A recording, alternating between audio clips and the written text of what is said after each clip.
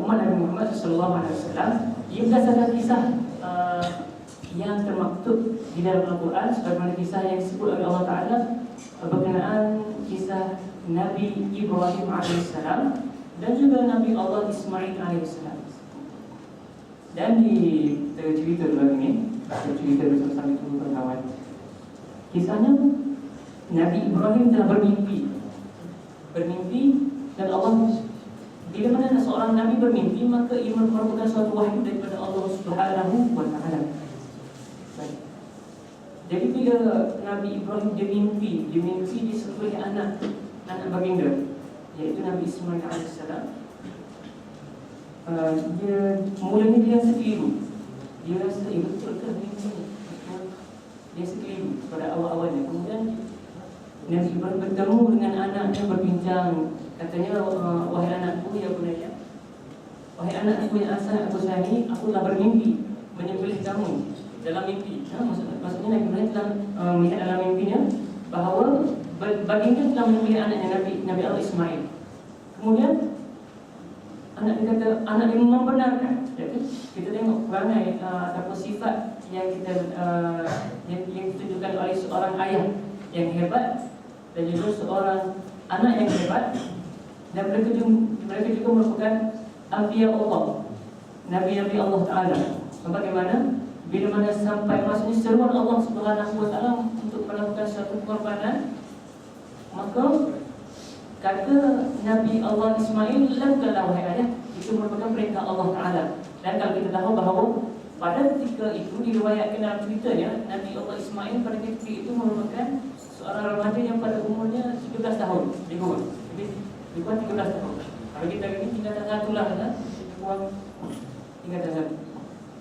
Sebab tu Allah Ta'ala menyebut dalam Al-Quran, فَبَشَّرْنَاهُ بِغُلَامٍ حَلِيمٍ. Maka kami menyampaikan suatu berita gembira pada Nabi Allah Ibrahim akan kelahiran seorang bigulamin halim, seorang pemuda.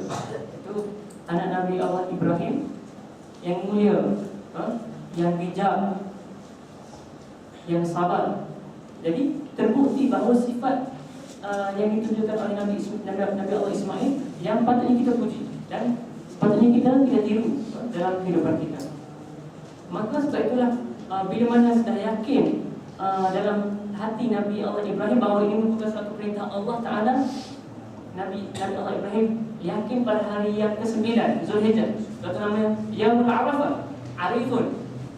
Maksudnya Nabi Allah Ibrahim tahu tak, rupanya ini merupakan perintah daripada Allah Subhanahu wa Ta'ala. Dan peristiwa penyembelihan ini berlaku pada hari An-Nahr, Yaumul Nahr, iaitu pada 10 Zulhijjah. Dan hari ini kita tahu bahawa korban atau ibadah korban yang kita lakukan bermula pada hari yang ke-10 Zulhijjah, tapi tak boleh buat ataupun kita tidak sah hukumnya kita buat korban sekiranya sebelum solat hari raya. Kalau ada siapa-siapa yang dah lepas kambing ke, naik dah depan rumah asal-asal pisau, tiba-tiba hari solat subuh dia pun nak sembelih. Jangan dulu, kita tunggu dulu. Selepas habis solat hari raya baru kita lakukan ibadah sembelihan, ibadah korban. Dan juga disyariatkan juga pada hari-hari tasyrik, iaitu pada hari yang ke-11, 12 dan juga 13. Dan 13 itu kita lakukan sebelum tenggelam matahari, sebelum waktu jadi berlakulah ibadah tadi ataupun kisah tadi penyembelihan Nabi Allah Ibrahim. Nabi Allah Ibrahim menyembelih anaknya Ismail. Dan kalau kita pergi ke Mina, kawasan Mina di Mekah, ada satu kubah kecil di Mina dan dikatakan bahawa di situlah tempatnya berlaku peristiwa tadi, peristiwa penyembelihan Nabi Allah Ismail tadi.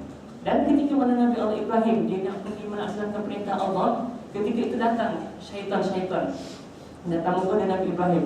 Perlulah wahai Ibrahim kamu lakukan perkara ini sebab perkara tersebut merupakan suatu perkara yang tak boleh diterima oleh seorang ayah. Sebab seorang ayah nak mengorbankan seorang anak. Bukankah kamu sayang anak yang mana kamu dah tunggu-tunggu lama? Dan kamu dah lama tak jumpa Sayyidina Ismail dan lama dah. Selepas Nabi Allah Ibrahim tinggalkan Nabi Allah Ismail dan juga ibu Sayyidina Hajar. Kemudian jumpa balik bila dah lama tak jumpa. Kemudian Allah Ta'ala minta sekali-sekali, tak perlu buatlah, bukan merupakan perkara yang sia-sia. Lalu selepas digoda Nabi Allah tahu bahawa ini merupakan suatu ujian bagi dia, kemudian Nabi Allah Ibrahim melontarkan ataupun telah melemparkan batu-batu kepada syaitan tadi yang telah menggoda baginda. Dan dari peristiwa itulah juga berlakunya ibadah kita yang kita buat pada hari ini, iaitu jamuh. Sebab tu kalau kita pergi sana dalam ibadah haji, ibadah jamuh itu merupakan suatu lambang, suatu simbol semana kita nak kita menolak kejahatan yang dibawa oleh syaitan. Jadi kalau kita pergi di sana, kita tahu prinsipnya, falsafahnya macam mana. Bukan sekadar lontar orang lain lontar, kita pun lontar juga.